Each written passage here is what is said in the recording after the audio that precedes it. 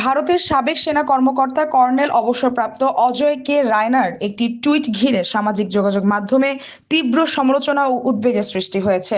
টুইটে তিনি দাবি করেন ওসমান হাদির পর পরবর্তী টার্গেট হতে যাচ্ছেন হাসনাত আবদুল্লাহ।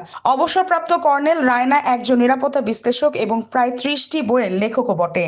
বিতর্ক আরো গভীর হয় যখন ওই পোস্টে তিনি কোথায় গুলি করা দরকার তাও উল্লেখ করে বলেন, গুলি করতে হবে ঘাড়ে, মাথায় নয়।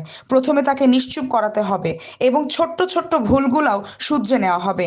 এই বক্তব্য সামাজিক যোগাযোগ মাধ্যমে ব্যাপক প্রতিক্রিয়া জন্ম দেয়। এক্সে পোস্টটি প্রকাশের পর বাংলাদেশে বিভিন্ন প্রভাবশালী মিডিয়া হ্যান্ডলার একের দেশটির রাজনৈতিক ব্যক্তিত্বদের বিরুদ্ধে সরাসরি হত্যার হুমকি হিসেবে আখ্যা দেন। কেউ কেউ ইনকিলাব মঞ্চের মুখপাত্র ওসমান হাদির ওপর সাম্প্রতিক হামলার সঙ্গে এই বক্তব্যের সম্ভাব্য যোগসূত্র নিয়েও প্রশ্ন তোলে। তবে বিতর্ক ছড়িয়ে পড়লেও অবসরপ্রাপ্ত কর্নেল অজয় কে রায়না পরবর্তীতে এই বিষয়ে আনুষ্ঠানিক কোনো ব্যাখ্যা দেননি। একটি গণমাধ্যমকে দেওয়া প্রতিক্রিয়ায় তিনি বিষয়টি তাচ্ছিল্যের সঙ্গে উল্লেখ করে বলেন, সামাজিক যোগাযোগ মাধ্যমে পোস্ট নিয়ে অতিরিক্ত সংবেদনশীল হওয়ার প্রয়োজন নেই।